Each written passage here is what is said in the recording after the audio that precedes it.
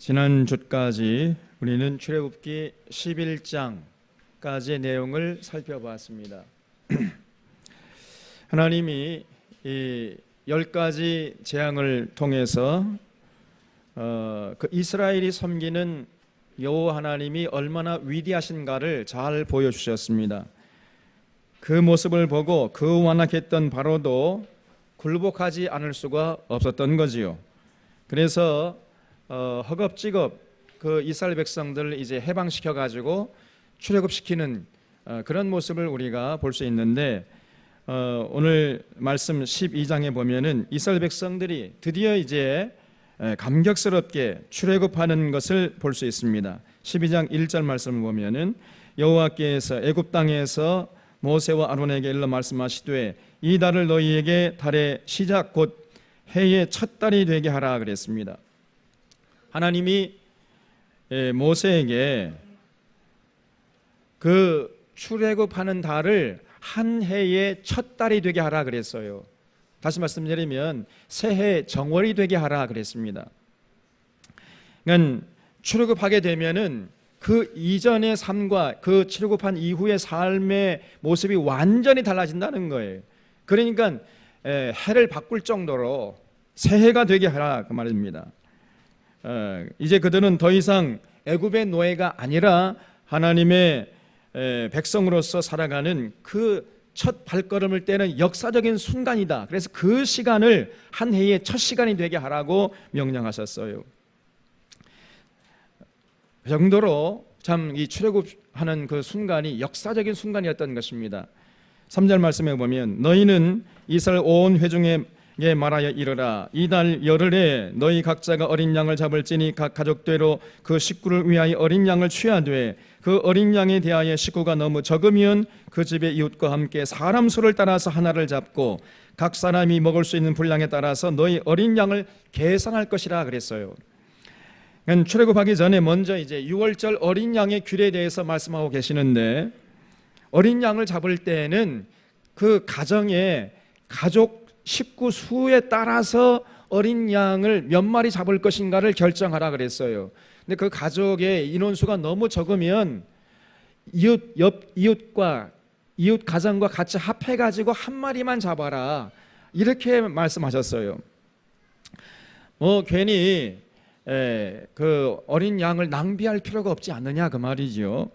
얼마나 놀라운 말씀입니까 여러분. 이 우주 만물을 창조하신 그 창조주 하나님께서 이렇게까지 세밀하시고 이렇게까지 참 자세하게 가르치시는 모습을 보면은요 얼마나 합리적인지 알 수가 없어요. 우리 하나님이 얼마나 합리적이냐 그 말이에요. 참 놀랍지 않습니까 여러분. 6절 말씀에 보면 이달 열 나흘 날까지 간직하였다가 해질 때에 이스라엘 회중이 그 양을 잡고 그 피를 양을 먹을 집 좌우 문설주와 임방에 바르라 그랬습니다. 어린 양의 피를 이스라엘 집의 문설주와 임방에 바르라 그랬습니다. 그러면 하나님이 보내신 그 죽음의 사자가 그 집은 그냥 넘어간다는 거예요. 그래서 6월입니다. 6월절이에요. 12절 말씀 보면 내가 그 밤에 애굽 땅에 두루 다니며 사람이나 짐승을 막론하고 애굽 땅에 있는 모든 처음 난 것을 다 치고 애굽의 모든 신을 내가 심판하리라. 나는 여호와라. 내가 애굽 땅을 칠 때에 그 피가 너희의 사는 집에 있어서 너희를 위하여 표적이 될지라. 내가 피를 볼 때에 너희를 넘어가리니 재앙이 너희에게 내리어 멸하지 아니하리라. 너희는 이 날을 기념하여 여호와의 절기를 삼아 영원한 규례로 대대로 지킬지니라. 하나님이 그 애굽의 장자를 쓰실 때 어린 양의 피가 묻어있는 이스라엘 집을 그냥 넘어가신다는 거예요. 그래서 6월절의 기원이 된 것입니다. 그래서 그날을 기념해가지고 여호와의 절기로 삼아가지고 영원히 지키라 그랬습니다. 그래서 지금도 유대인들은 이대로 지키지요. 그러니까 6월절은 일종의 이스라엘 민족의 민족 해방절이라 광복절이라고 볼 수 있습니다. 그 애굽의 노예 생활에서 해방된 날을 기념하는 광복절이지요. 그래서 자신들을 해방시키신 하나님께 감사하는 절기로 지금도 저들은 지키고 있는 것입니다. 15절 말씀 보면은 너희는 이래 동안 무교병을 먹을지니 그 첫날의 누룩을 너희 집에서 제하라. 무릇 첫날부터 일곱째 날까지 유교병을 먹는 자는 이스라엘에서 끊어지리라 그랬어요. 유월절 다음 날부터 일주일 동안 그 무교병을 먹으면서 지키는 절기를 무교절이라 그랬어요. 이 무교절 지키라 그랬습니다. 그래서 이 무교절에는요, 누룩을 넣지 않는 빵, 이걸 무교병이라고 그러죠. 그리고 양고기와 함께 쓴 나물을 먹습니다. 지금도 이스라엘 백성들은 철저히 지켜요. 무교절이 다가오면 제일 먼저 집안에 누룩을 제거하느라고 부산을 떱니다. 유대인들은요. 그래서 누룩 한 톨이 없도록 아주 그냥 그 무교절 기간 동안에는요, 절대로 그 빵을 부풀어서 맛있게 먹지 않아요. 그 누룩을 넣지 않는, 그러니까 얼마나 빵이 딱딱하고 맛이 없겠습니까? 그런 딱딱하고 맛없는 빵을 먹고 쓴나물을 먹으면서 그 과거의 그 조상들의 고통을 다시 한번 체험하는 것이지요. 자, 이렇게 해서 이제 유월절을 지키고 이스라엘 백성들이 드디어 출애굽을 하게 된 것이지요. 그 역사적인 순간을 12장 37절에서 이렇게 기록하고 있습니다. 이스라엘 자손이 라암셋을 떠나서 숫곳에 이르니 유아 외에 보행하는 장정이 60만 가량이라 그랬어요. 드디어 이 라암셋이라는 곳에서 이제 출애굽을 시작했는데, 그 라암셋에서 출발해가지고 숫곳까지 왔다는 거예요. 그때 출애굽한 사람들이 장정만 60만 명이었다 그랬어요. 그러니까 성비가 거의 비슷하겠죠. 60만, 장정이 60만이니까 거기에 상하는 여성들도 한 60만 정도 있었을 것이고, 또 어르신들도 있었을 것이고, 또 20세 미만의 아이들도 있었을 것이고, 그래서 성경학자들은 대충 한 200만 명 정도로 봅니다. 그러니까 야곱의 식솔들 70명이 애굽의 고장 땅에 내려가 가지고 430년을 지난 동안에 무려 200만 명 이상으로 불어난 것이지요. 정말 이스라엘 백성들이 하나님의 은혜를 받아 가지고 생육하고 번성하고 충만해지지 않았습니까? 그렇게 이 이스라엘 백성들이 하나님의 은혜를 받은 이유가 뭐예요? 그들이 잘나서가 아닙니다. 그들에게 뭔가 굉장한 것이 있어서가 아니에요. 이들을 통해서 하나님께 등을 돌린 열방들을 하나님께로 다시 돌아오게 하는 거룩한 도구로 쓰시려고 하나님께서 이스라엘 백성들을 이렇게 세운 거거든요. 그렇기 때문에 이스라엘 백성들은 그 사명을 직시하고 그 사명을 뼛속에 새기면서 충실히 감당했어야 했는데, 결론적으로 말씀드리면 이스라엘 백성들이 그 사명을 감당하려 하지 않았어요. 여기에 이스라엘 백성들의 불행의 원인이 있는 것입니다.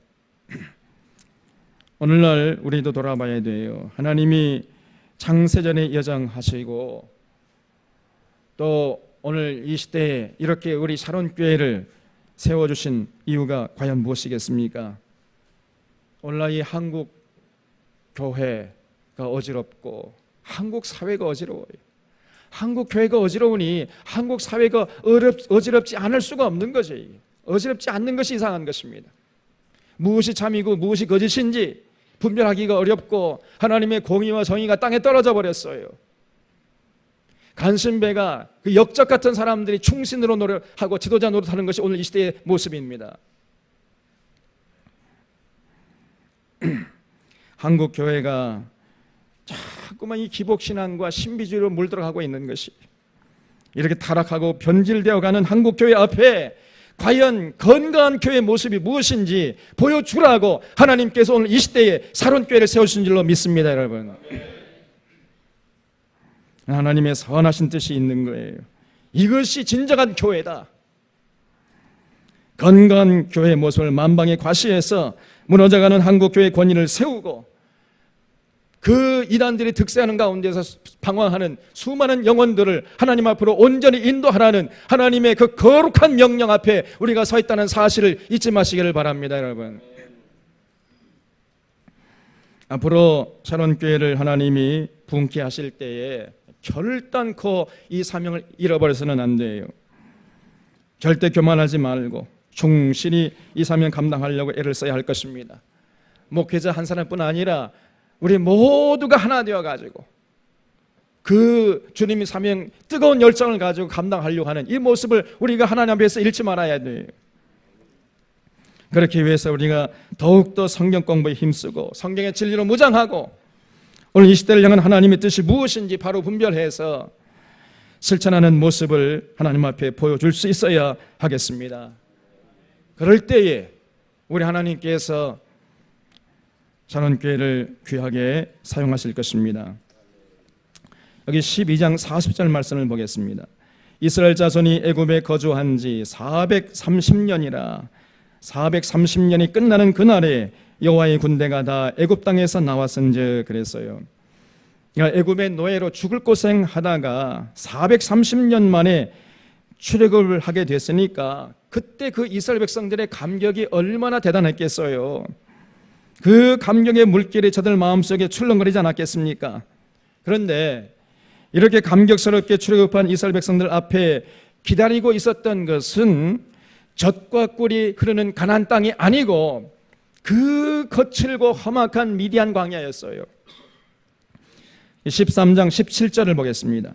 바로가 백성을 보낸 후에 블레셋 사람의 땅의 길은 가까울지라도 하나님이 그들을 그 길로 인도하지 아니했으니 이는 하나님이 말씀하시기를 이 백성이 전쟁을 하게 되면 마음을 돌이켜 애굽으로 돌아갈까 하셨습니다. 그랬습니다. 그 애굽에서 가나안 땅으로 가는 가장 그 가까운 지름길은요, 지중해를 끼고 있는 그 해변길로 가는 길이었어요. 근데 그 길의 길목에는 블레셋 사람들이 진을 치고 있었다 그 말이에요. 그래서 그 블레셋 사람의 땅의 길은 가까울지라도 하나님께서 그 길로 인도하지 않은 이유가 뭡니까? 이는 이 백성이 전쟁을 하게 되면은 마음을 돌이켜 애굽으로 돌아갈까 함이니라 그랬어요.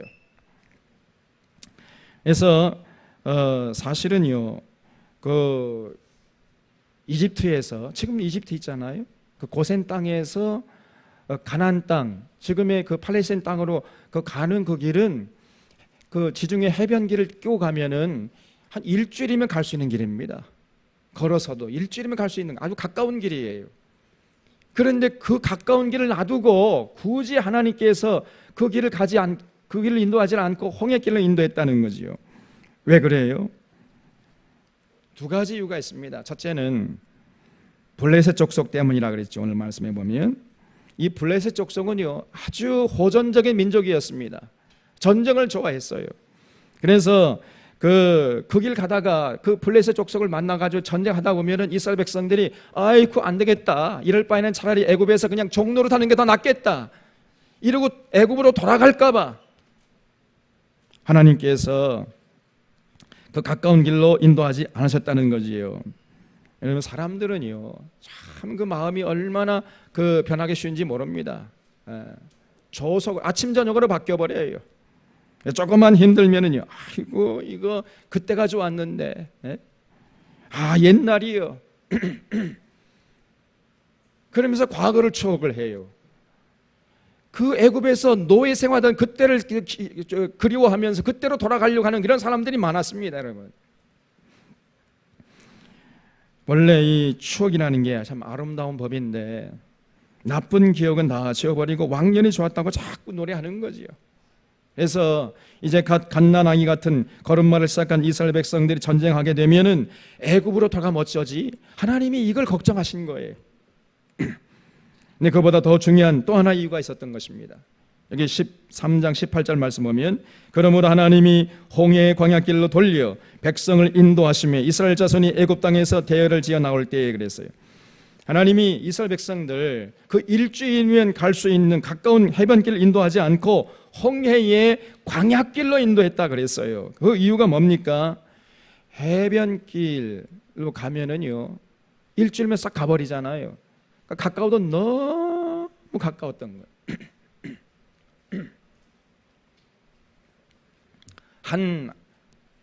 한 달이나 한 두 달 정도, 세 달 정도 걸리는 길이라면 아마 그 길로 인도했을지도 모르겠어요. 그러면 뭐 일주일, 아무리 뭐라도 아무리 오래 걸려도 한 열일이면 가버리는데, 그러면은 그 기간이 그 훈련의 기간이 너무 짧잖아요.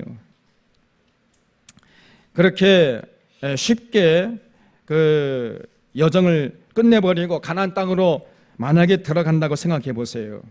그렇게 쉽게 가나안 땅에 들어가면요, 그 가나안 땅에 들어가 살 때에 그 땅의 소중함, 그 땅의 그 귀중함 모릅니다. 하나님 앞에 감사할 줄도 모르고 너무 쉽게 얻은 것은요, 귀한 줄 모르는 법이에요, 사람들이. 그리고 애굽의 노예 근성이 그대로 남아있는 채로 하나님의 선민으로 훈련되지도 못한 채로 가나안 땅에 들어가게 되면 절대로 하나님의 거룩한 도구로 쓰임받을 수가 없는 것입니다. 그래서 좀 훈련 기간이 필요했던 것이에요. 하나님께서 그 가까운 해변길로 인도하지 않으시고 홍해의 그 광야길, 그 거친 길로 인도했던 것이에요. 훗날 모세가 신명기 8장 2절에서 이렇게 말씀하고 있습니다. 네 하나님 여호와께서 이 40년 동안에 내게 광야길을 걷게 하신 것을 기억하라. 이는 너를 낮추시며 너를 시험하사 내 마음이 어떠한지 그 명령을 지키는지 지키지 아니하는지 알려 하심이라 그랬어요. 이제는 애굽의 노예 근성을 벗어버리고 하나님의 백성이 되었기 때문에 정말 하나님의 백성답게 스스로 알아서 자발적으로 기쁨으로 감사함으로 하나님의 뜻을 받들려고 하는 이런 삶을 훈련시키기 위해서는요, 적어도 한 40년 정도의 기간이 필요했다는 거예요. 일주일 그냥 싹 가버리면 너무 훈련도 안 되잖아요. 그렇기 때문에 하나님이 홍해 광야길, 그 거친 길로 인도했던 것입니다. 이런 깊은 하나님의 섭리가 담겨 있었던 거예요. 우리 들꽃 푸른 사랑교회도 요즘 보면은요, 우리가 일종의 출애굽한 것이라고 할 수 있어요. 여러분 동의하십니까? 우리가 출애굽했어요 이제. 이 때문에 이제 사랑교회 성도들은 지금까지 신앙생활하던 모습을 철저히 돌아보고 점검하고 버릴 것을 버려야 됩니다. 전에 신앙생활하던 그 모습으로 여기 와서도 계속 그렇게 신앙생활 하겠다, 그거는 이제 용납할 수 없습니다. 버릴 것을 과감하게 버려야 돼요. 여전히 여기서도 과거의 모습으로 안주해서는요, 그냥 그 나물에 그 밥이 되고 말 겁니다. 그런 분들은 그냥 돌아가세요, 저쪽 교회로. 여기 왜 왔습니까, 여러분? 하나님이 우리를 약속의 땅으로 들어가게 하시기 전에 우리는 철저하게 훈련을 받아야 돼요. 이대로는 안 됩니다. 그래야 약속의 땅에 들어가서 거기서 건강한 교회를 세워가지고 하나님께 영광 돌리고 하나님의 거룩한 도구로 쓰임을 받을 수 있기 때문입니다, 여러분. 그래서 지금 여기는, 지금 이곳은요, 광야의 훈련 기간이라고 생각해야 돼요. 여기가 우리의 마지막 종착지가 아닌 것입니다. 여기서 나아가서 하나님이 허락하신 약속의 땅에 우리가 장차 들어갈 텐데, 그 전에 우리가 철저하게 이 기간을 광야의 훈련 기간으로 삼고 철저하게 훈련받겠다는 각오로 임해 주시기를 주님의 이름으로 부탁을 드립니다. 과연 성경에서 계시하시는 삼위일체 하나님이 어떤 분이시냐, 그리고 그 하나님이 우리에게 어떤 일을 해주셨고 어떤 것을 요구하시는가, 우리가 철저하게 점검해야 돼요. 그리고 우리가 신앙생활 하려면 바로 해야 되는데, 과연 어떻게 하는 것이 바로 신앙생활 하는 것이냐, 신앙생활의 내용이 과연 무엇이 되어야 하는 것인가, 우리가 철저하게 점검해야 하는 것입니다. 온전한 교회의 모습은 과연 어떤 것인가, 무엇이 참이고 무엇이 거짓인가, 우리가 철저하게 물어야 돼요. 그리고 하나님의 은혜와 진리 위에 세워지는 교회의 전통을 우리가 여기서 바로 세워야 돼요. 그럴 때, 그렇게 훈련이 되어질 때 하나님께서 우리를 약속의 땅으로 인도해 줄 줄로 믿습니다, 여러분. 그 전까지는 안 돼요. 그리고 그 훈련되지 않은 상태에서 약속의 땅으로 들어가는 그것은 복이 아니라 저주가 되는 것입니다. 그래서 우리 새로운 교회 성도님들은 이제 각오를 단단히 하시기 바랍니다. 아멘 소리가 적잖아요.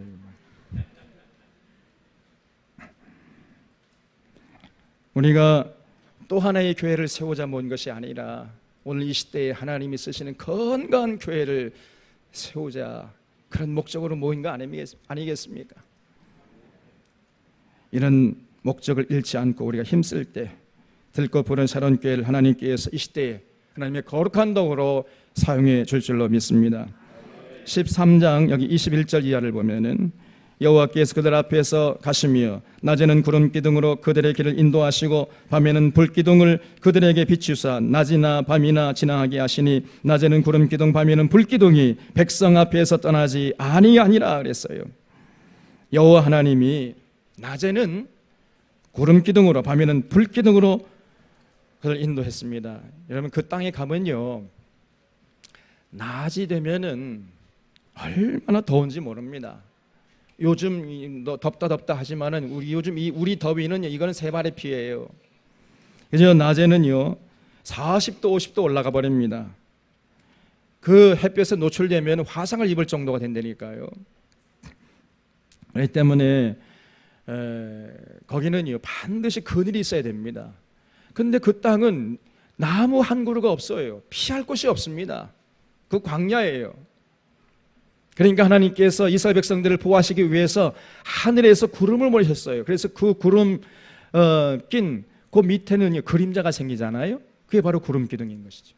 그 구름이 만들어내는 그늘로 들어가기만 하면 또 서늘합니다. 그래서 이렇게 하나님께서 낮에는 구름 기둥을 보내셔서 이스라엘 백성들을 보호해 주셨고 밤이 되면은 또 굉장히 또 추워져요. 이게 영어로는 내려가지 않지만은 그저 영상 한 10도 이하로 뚝 떨어져 버립니다. 잘못하면 얼어 죽을 수 있어요. 그래서 하나님께서 이스라엘 백성들 밤에는 불기둥을 보내주셔가지고 그 불이 어디서 왔는지 잘 모르겠지만은 그 불기둥을 보내주셔가지고 이스라엘 백성들을 보호하셨다는 거지요. 이렇게 하나님이 함께 하시면서 이스라엘 백성들을 이제 홍해로 인도하신 것입니다. 그 홍해에 도착했을 때에 앞에는 그 시퍼런 홍해물이 가로막고 있고 뒤에는요 그 애국 군인들이 다시 이제 추격해 오는 그런 상황이었어요. 14장 21절 말씀을 보면은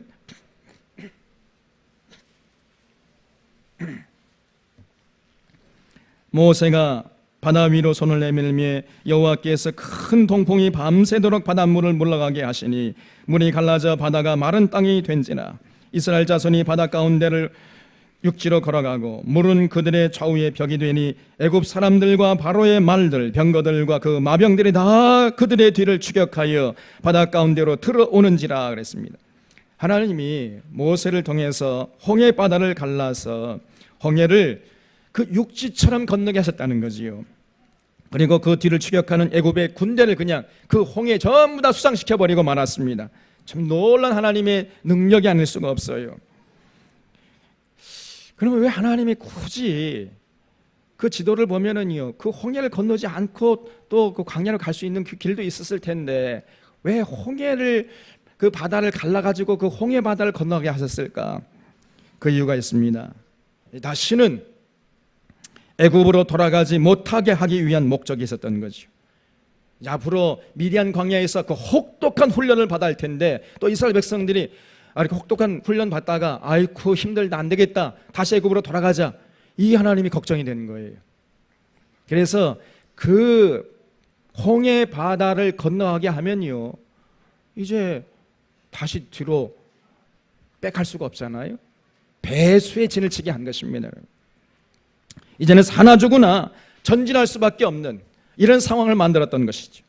그래서 여러분 이스라엘 백성들 우리가 얘기할 때에 히브리인이라고 얘기해요. 히브리인. 이 히브리인을 사회학적인 용어로 보면은 두 가지 의미가 담겨 있어요. 첫 번째 이 히브리인이라는 말 속에는요 사회적인 그 약자들, 경제적인 약자들, 가난한 사람들, 그 떠돌뱅이, 가난한 사람들 이런 의미가 있습니다. 여러분 그 노래 중에 여러분 잘 아는 노래 이런 노래가 있죠.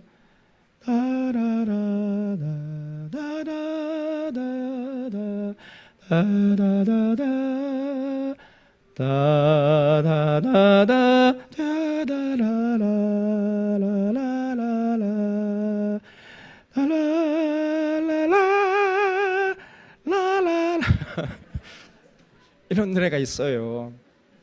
이 노래 제목이 뭐겠어요? 히브리 노예들의 합창입니다. 히브리 노예들의 합창이라고 그래요. 당시 히브리 사람들은 거의 노예들이었어요.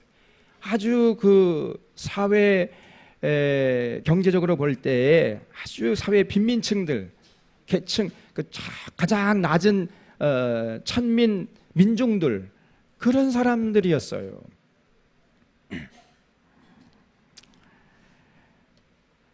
둘째는 이 히브리인 중에는요, 히브리란 말 속에는 어떤 의미가 담겨 있냐면은 강을 건넌 사람들이란 뜻이 담겨 있었던 거예요. 강 건넌 자들이다. 그래서 너희들은 히브리인들이야. 너희들은 이제 강 건넌 사람들이야. 그러므로 다시는 강을 건너가면 안 된다. 이런 의미가 담겨 있는 거지요. 여러분, 우리들도 마찬가지입니다. 예수 믿는 성도들 전부 홍해를 건넌 히브리인들이에요. 이 때문에 이제는 아무리 힘들어도 뒤를 돌아보면 안 됩니다. 뒤로 물러가 침륜에 빠지면 안 되는 거예요. 예수 그리스도를 믿고 따르는 길은 사실은 고난의 길이요, 십자가의 길이에요. 그러나 그 길이 아무리 어렵고 고통스럽고 힘든다 할지라도 뒤로 물러가면 안 됩니다. 왜 그래요? 우리가 누구라고요? 강 건넌 히브리인들이기 때문에 그래요. 이제 강을 건너왔어요. 다시는 강을 건너지 못합니다. 이제. 그래서 히브리서 10장 26절 말씀 보면은 우리가 진리를 아는 지식을 받은 후 짐짓죄를 범한즉 다시 속죄는 세세가 없고 오직 무서운 마음으로 심판을 기다리는 것과 대적하는 자를 태울 맹렬한 불만 있으리라 그랬어요. 그래서 이 히브리서 기자가 자기가 쓴 그 히브리서를 히브리서라고 이름을 지은 이유가 바로 거기 있는 거예요. 우리는 히브리인들이다. 강 건넌 자들이다. 아무리 고난이 오고 힘들다 할지라도 뒤로 물러가면 안 된다. 만약에 뒤로 물러가면요, 짐짓죄를 짓는 거라는 거예요. 짐짓죄가 뭐예요? 짐짓죄는 예수님이 가르쳐준 진리에 대해 알고 있으면서 그 진리의 그 길을 따르는 길이 좀 힘들고 어렵다고 해가지고 그 길을 포기하는 죄, 이게 바로 짐짓죄입니다. 그래서 진리를 외면하고 강을 건너가지고 세상 가치관을 따라 살아가려고 하는 이런 모습을 짐짓죄를 범한다는 거예요. 그런 자들에게 기다리고 있는 것은 맹렬한 심판의 불밖에 없다는 것이죠. 예수 믿고 예수님의 뒤를 따르는 것이 좀 힘들다고 다시 옛날로 돌아가려고 하는 이런 사람, 그런 사람은요, 이제는 다시는 용서받지 못합니다. 하나님의 무서운 심판을 면치 못한다는 거예요. 그렇기 때문에 히브리서 기자가 믿음의 주여 온전케 하시는 이 예수를 바라보고 그 앞에 있는 경주를 우리가 끝까지 경주하자, 절대 포기하지 말자, 이렇게 권면하고 있는 것이에요. 우리 사랑의 성도들은 모두가 강 건넌 히브리인들이라는 사실을 잊지 마시기 바랍니다.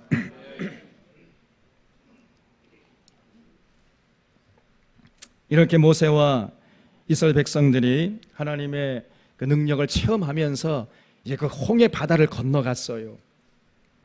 그리고 감사와 기쁨의 탄성을 하나님께 올려드렸습니다. 15장 1절 이하를 보면은 이때 모세와 이스라엘 자손이 이 노래로 여호와께 노래하니 일러스되 내가 여호와를 찬송하리니 그는 높고 영원하오시며 말과 그 탄자를 바다에 던지셨음이로다. 여호와는 나의 힘이요 노래시며 나의 구원이시로다. 그는 나의 하나님이시니 내가 그를 찬송할 것이요 내 아버지 하나님이시니 내가 그를 높이리로다 그랬습니다. 그 서슬퍼런 애굽의 군사들이 전부 홍해에 수장당하는 모습을 봤으니 이스라엘 백성들이 얼마나 감격스러웠겠습니까, 여러분? 그 모습을 본 모세와 이스라엘 백성들이 소리 높여서 그냥 목이 쉬도록 하나님의 놀라운 능력을, 그 위대하심을 찬양했어요. 저도 지난주 그 전교인 여름 수련회를 지나면서 제가 완전히 목이 쉬어버렸어요. 그냥 그 차가운 에어컨 바람을 계속 쉬면서 끊임없이 제가 말을 하다 보니까 목이 퉁퉁 부어버려 가지고 휴가를 받았는데 일주일 내내 누워 있었어요. 그냥. 휴가 다시 가야 될 것 같아요.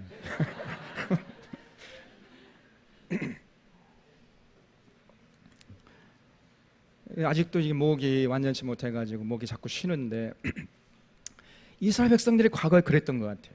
그냥 목이 쉬도록 그 하나님의 놀라운 능력을 보았으니 말이에요. 얼마나 감격스러웠겠습니까? 그래서 온 백성들이 그 감격스럽게 기쁨의 탄성을 올려내는 장면이 15장에 자세하게 기록되어 있는 것을 볼 수 있습니다. 15장 1절 이하를 보면 이때 모세와 이스라엘 자손이 이 노래로 여호와께 노래하니 이르시되 내가 여호와를 찬송하리니 그는 높고 영화로우시며 말과 그 탄자를 바다에 던지셨음이로다. 이렇게 찬양했어요. 그 아론의 누이 미리암도 마찬가지였습니다. 그 막 소고를 잡고 치면서 덩실덩실 춤을 추면서 하나님을 향해서 찬양을 올려드렸어요. 이 출애굽기의 경험이 지금도 이스라엘 백성들의 마음의 그 저면에 흐르고 있는 것을 우리가 볼 수 있어요. 그러므로 그 이스라엘 백성들의 정체성을 유지하는 밑거름이 되고 있는 것입니다. 지금도 그 이스라엘 백성들은요, 하나님을 찬양할 때마다 거의 습관적으로 이렇게 얘기합니다. 바로의 종되었던 집에서 강한 손과 편팔로 인도내신 하나님을 찬양하라. 홍해를 가르신 이를 찬양하라. 바로와 그 군대를 홍해에 수장하신 하나님의 능력을 찬양하라. 이스라엘 백성들의 입에서는 항상 이 말이 그저 습관처럼 이렇게 나옵니다. 그 정도로 이 홍해의 체험이 이스라엘 백성들에게는 강렬했던 것이에요. 이제 15장 22절 말씀 보면은 모세가 홍해에서 이스라엘을 인도하며 그들이 나와서 수르 광야로 들어가서 거기서 사흘 길을 걸었으나 물을 얻지 못하고 마라에 이르렀더니 그곳 물이 써서 마시지 못하겠으므로 그 이름을 마라라 하였더라 그랬어요. 이 홍해에서 감격스럽게 하나님을 찬양한 그들이 이제 수르 광야로 들어갔다는 거지요. 여러분 저도 수르 광야에 가봤습니다만은 그 수르 광야는요 사람이 살래야 살 수 없는 거친 사막 같은 광야입니다. 여러분 얼마나 그 내리쬐는 태양 뜨거운지 알 수가 없어요. 요즘 오늘은 조금 우리가 살만하지요. 올 여름은 너무나 더운 것 같습니다. 제 평생에 제 60평생에 올해처럼 더운 여름이 없었던 것 같아요. 정말 이대로 날씨가 며칠 더 계속되면 저 그냥 죽을 것 같았더라고요. 얼마나 덥던지. 그런데 수르 광야에 비하면 또 아무것도 아닙니다. 햇빛에 5분만 노출되면 이 화상을 입을 정도니까 그렇게 햇빛이 강렬합니다. 그곳을 이스라엘 백성들이 사흘 길을 걸었으니 얼마나 고생스러웠겠어요. 불과 며칠 전에 홍해를 건널 때의 감격은 이제 온데간데 없이 사라지고요. 이스라엘 백성들의 그 입에 원망과 불평이 가득했던 것이죠. 그런 상태에서 간신히 이제 마라라는 곳에 도착했는데 이 마라라는 곳은 일종의 사막의 오아시스 같은 곳입니다. 사람들이 그 오아시스 마라에 도착하니까 물이 있잖아요. 야, 물을 보면서 이제 살았다 해가지고 그냥 막 물을 벌컥벌컥 들이마시는데 에게게 이게 뭐야? 물이 쓰잖아요. 그러니 또 이스라엘 백성들이 퇴 뱉으면서 그냥 하나님 원망하고 모세를 원망하기 시작하는 겁니다. 그냥 그 가운데서 주관하는 사람이 모세였어요. 모든 원망이 모세에게 쏟아지니까 모세가 무슨 잘못이 있습니까, 여러분?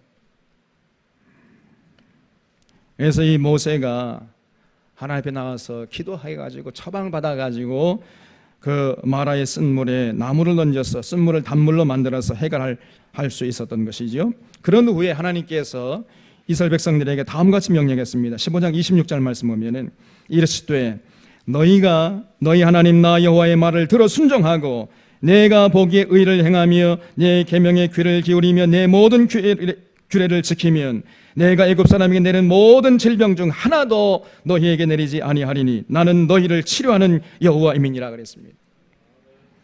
여러분 정말 이 말씀을 여러분 우리 철원의 모든 성도들이 마음속에 깊이 새길 수 있기를 바랍니다. 여기 26절 가면 줄쳐봐요. 거기다가 다 줄쳐가지고 여러분 이건 우리가 암송해야 되거든요.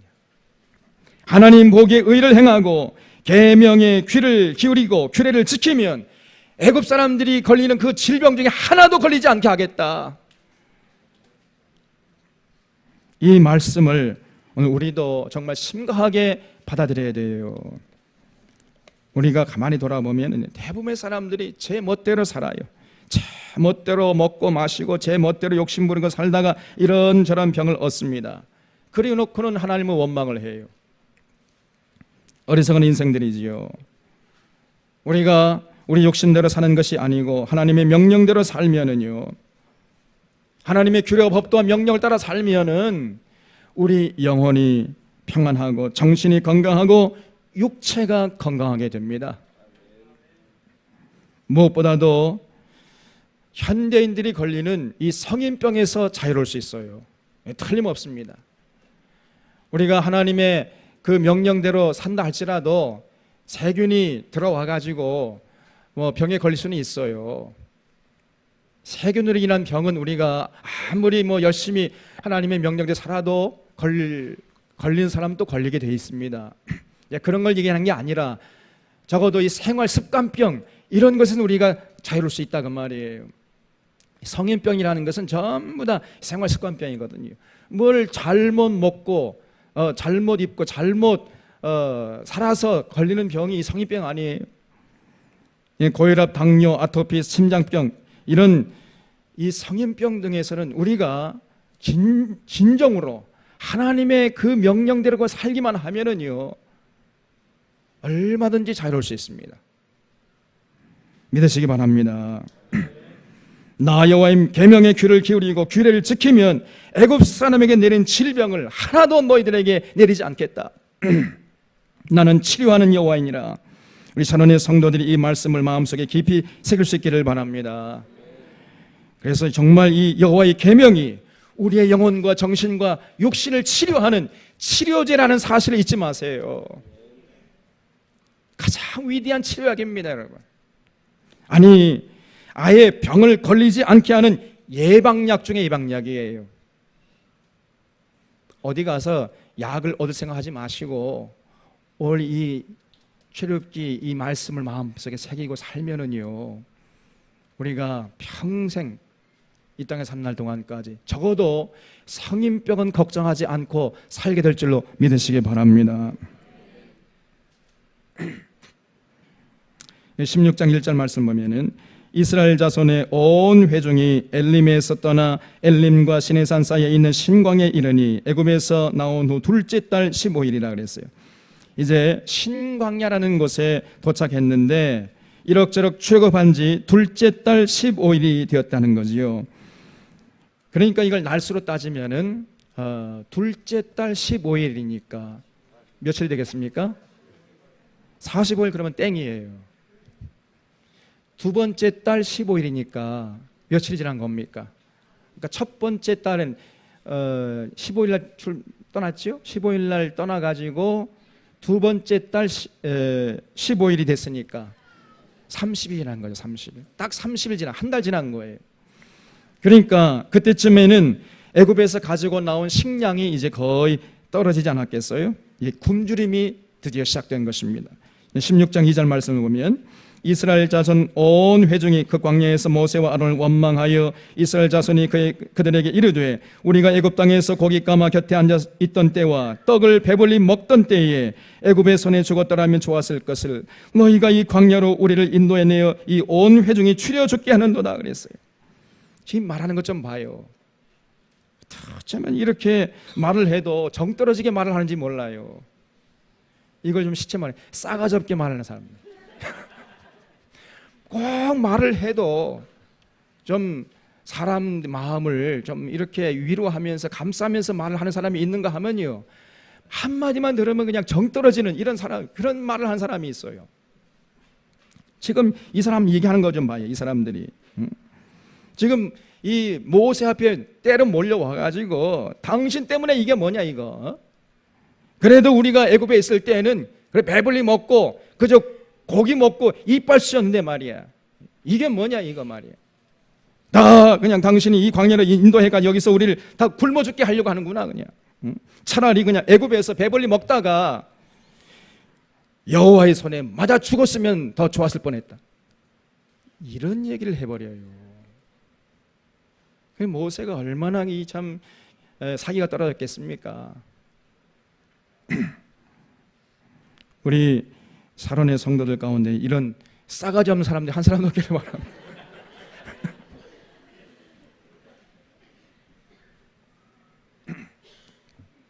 4절 말씀을 보면은 그때에 여호와께서 모세에게 이르시되 보라 내가 너희를 위하여 하늘에서 양식을 비같이 내리리니 백성이 나가서 일용할 것을 날마다 거둘 것이라.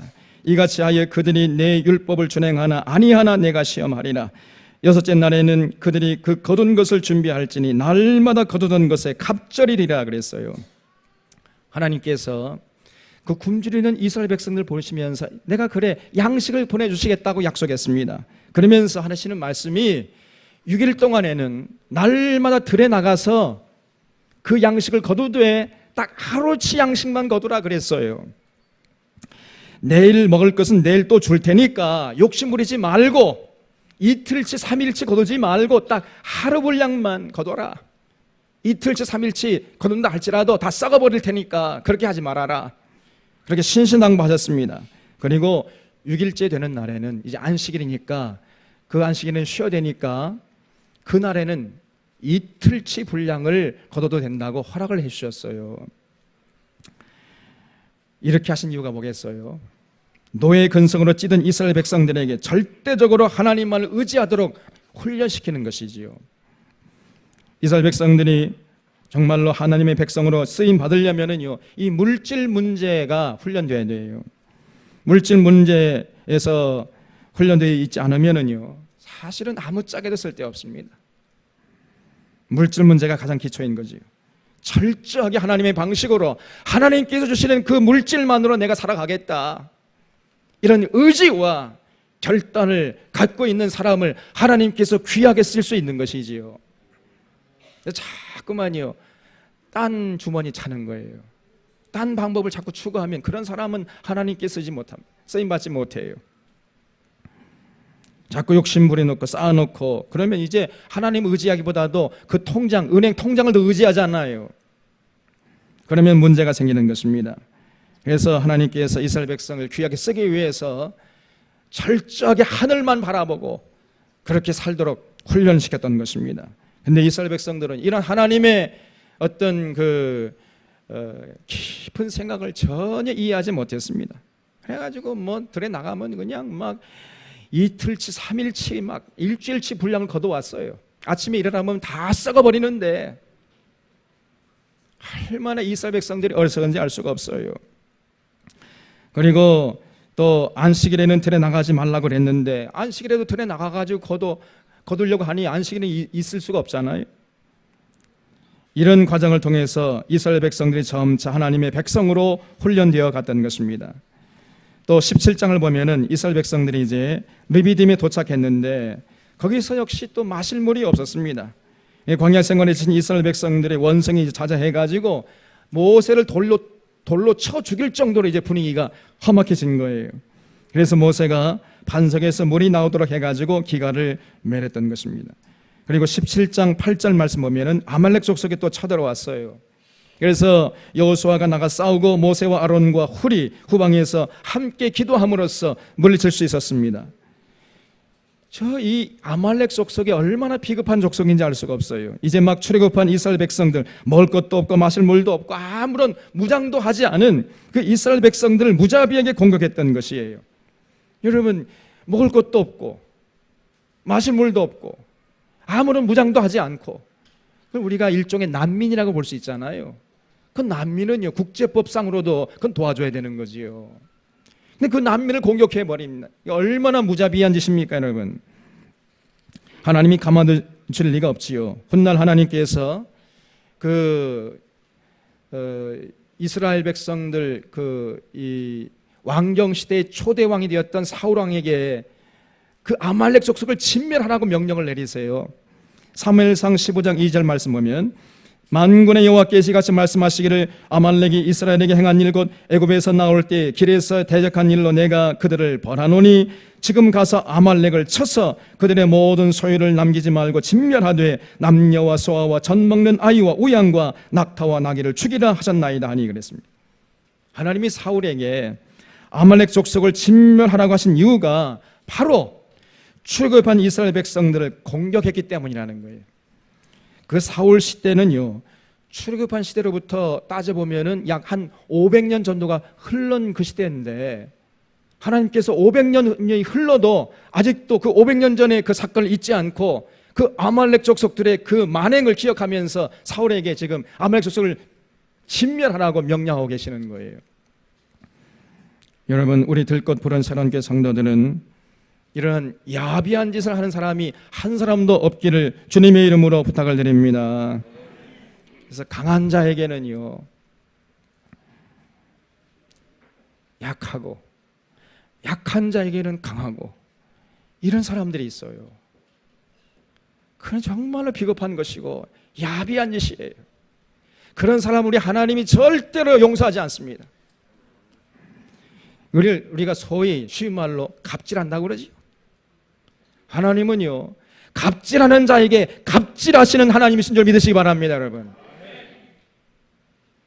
어쩌면 이렇게 비열한 사람들이 많은지 몰라요. 여러분, 그런 사람 하나님이 절대로 봐주지 않습니다. 강한 자에게는 강하고 약한 자에게는 한없이 약하신 분이 우리가 믿는 여호와 하나님이세요. 그런 하나님을 믿는 사람들이 어떻게 갑질할 수 있습니까, 여러분? 언제나 우리 사랑의 성도들은 이런 하나님을 마음에 품고 참 우리 어지러운 이 세상을, 이 땅을 끝까지 사랑할 수 있기를 주님의 이름으로 부탁을 드립니다. 18장에 보면은 이 모세의 자기인 이드로가 이제 모세를 찾아와요.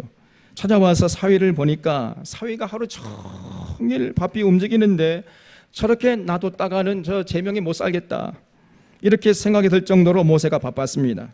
그래서 이드로가 모세에게 한 수 가르쳐 줬다는 거지요. 자네 말이야, 왜 혼자 다 하려고 하나? 좀 일을 좀 분담해서 해, 분담해서. 이렇게 지혜를 빌려줬어요. 그래서 천부장과 백부장과 50부장과 10부장을 세워가지고 일들을 나눠서 하도록 했던 것입니다. 18장 21절 말씀 보면은 너는 또 온 백성 가운데에서 능력 있는 사람들 곧 하나님을 두려워하며 진실하며 불의한 이익을 미워하는 자를 살펴서 백성 위에 세워 천부장과 백부장과 50부장과 10부장을 삼아, 이렇게 말씀하고 있지요. 지도자를 세울 때는요, 이런 절대로 아무나 세워서는 안 된다는 거예요. 지도자는 무엇보다도 그 지도자 자리에 걸맞는 능력이 있어야 돼요. 그 능력이 뭡니까? 다른 게 아닙니다.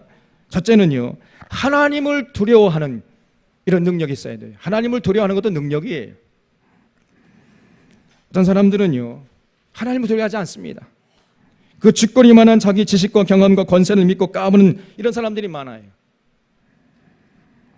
그런 자들이 지도자로 세워지면 그 공동체는 망하는 것이지요. 그래서 하나님을 두려워하는 이런 모습이 있어야 되고, 두 번째는요, 진실해야 된다 그랬어요. 진실. 지도자가 진실하지 않고 자꾸 거짓말하고 여기 가서 이 말하고 저기 가서 저 말하고, 그래서 이 공동체를 이간질시키면 그 공동체가 어떻게 되겠어요? 지도자는 무엇보다도 진실해야 돼요. 세 번째는요, 불의한 이익을 미워하는 자여야 한다 그랬어요. 지도자가 자꾸 자기가 누리는 그 권위를 앞세워가지고 사람들 줄을 세우고 자기 편을 만들고 자기 뱃속 챙기고, 이런 지도자가 들어서게 되면요, 그 공동체는 이제 끝난 것입니다. 오늘날 한국 사회에 여러 가지 문제가 많습니다만 가장 큰 문제가 뭐겠어요? 이런 간신배 같은 지도자들이, 지도자가 될 수 없는 사람들이 지도자가 돼가지고 지금 지도자 행사하고 있기 때문에 이 나라가 이렇게 어지러운 것입니다. 대통령 이하 지금 장차관들 중에서 제가 볼 때에 전부 다 제 백성 챙기는 혈안되어 있는 것들이에요.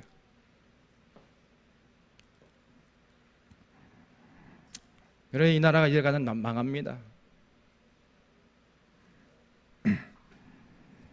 빨리 저들을 갈아치워야 돼요. 오늘날 한국 사회의 가장 큰 문제는 건강한 지도자가 부재하다는 이 문제예요. 우리 사랑교회에서 하나님이 인정하실 정도로 건강한 지도자들이 세워질 수 있기를 바랍니다. 이런 참된 지도자들을 배출하는 교회가 될 수 있기를 바랍니다. 그리고 그런 지도자가 되면은요, 빨리 오늘 성경에서 제시된 대로 하나님을 두려워하고, 그리고 신실하고, 그리고 불이한 이익을 미워하는 이런 모습을 갖춰내려고 스스로 애를 써야 하는 것이에요. 근데 불이한 이익을 더 좋아하잖아요. 순천에 그 누굽니까? 그 이제 국회의원 그 이 누군가 그냥 그 사람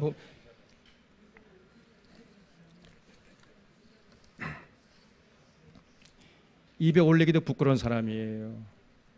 그런 사람이 대표로 돼 있으니 뭐 제가 볼 때 그 당은 망했습니다.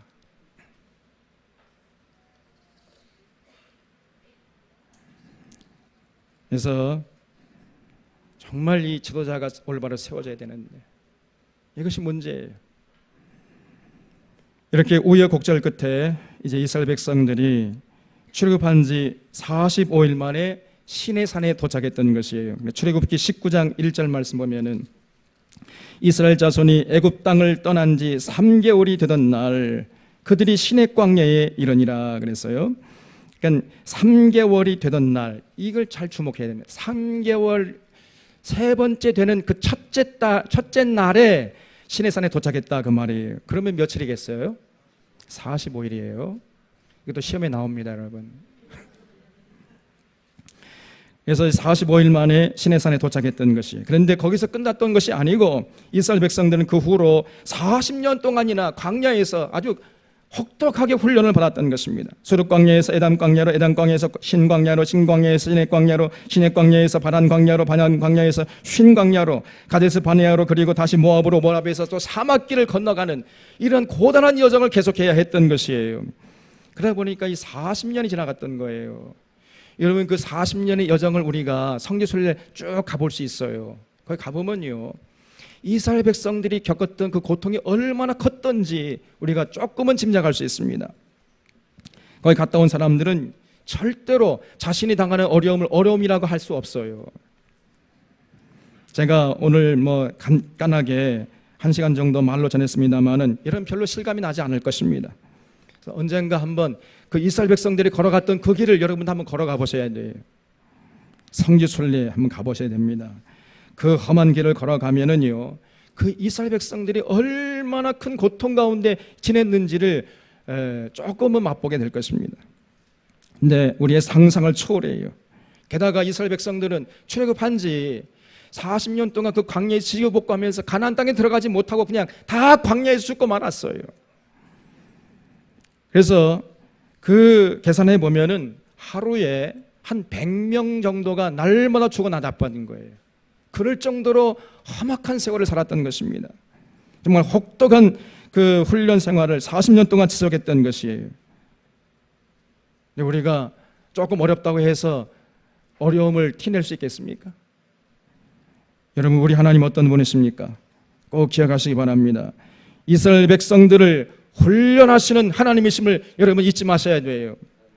그저 애굽에서 해방되면 끝나는 것이 아니고 하나님의 거룩한 도구로 쓰시기 위해서 하나님께서는 철저하게 하나님의 사람들을 훈련시키는 하나님이라는 사실을 잊지 마시기 바랍니다, 여러분. 이스라엘 백성들이 출애굽한 이후에 하나님께 받은 훈련에 비하면요, 요즘 우리가 지금 하고 있는 훈련은 이건 훈련도 아니에요, 사실은. 어떻게 이런 훈련을 어렵다고 힘들다고 할 수 있겠습니까? 성경 강좌 우리가 하루 8시간 하는데 어떤 분들은 오전에 한 4시간 목사님 힘들어서 못하겠어요. 그럼 나보고 어떡하란 얘기입니까? 그렇게 힘들면 가세요, 그냥. 그렇게 제가 말은 하고 싶은데 그런 말은 못하고 그 정도 훈련을 받고 힘들라고 한다면은 그는 하나님께 훈련 받는 것을 포기해야 됩니다. 하나님께 거룩한 도구로 쓰임받는 그 생각 자체를 포기해야 돼요. 여러분, 힘들지 않는 훈련이 어디 있습니까? 힘들지 않으면서 하는 훈련은 없는 것이에요. 힘들기 때문에 훈련이에요. 요즘 돌아보면 이 젊은이들이 조금의 어려움도 참아내지 못합니다. 그래가지고는 하나님의 혹독한 훈련을 견뎌낼 수가 없어요. 하나님의 거룩한 덕으로 절대로 쓰임받을 수 없는 것입니다. 하나님께서 그 사명을 크게 주실수록 큰 고난을 당하게 하세요. 큰 어려움을 혹독하게 치르게 하십니다. 그래야 마침내 하나님의 소유된 제사장 나라 거룩한 백성을 만들 수 있기 때문이라는 것을 잊지 말아야 돼요. 앞으로 종종 우리 교회가 여름 수련회나 겨울 수련회, 성경 강좌, 또 인생 수련 이런 받을 때 아무리 힘들어도 하나님 앞에서 힘들다는 티를 내는 그런 자들이 한 사람도 없기를 바랍니다. 이스라엘 백성들을 생각하고 좀 참고 하나님께서 우리에게 베푼 훈련을 즐거운 마음으로 받아서 하나님의 거룩한 도구로 쓰임 받는 여러분과 저의 삶이 될 수 있기를 주님의 이름으로 축원합니다. 기도하겠습니다. 고마우신 하나님 아버지, 오늘 이스라엘 백성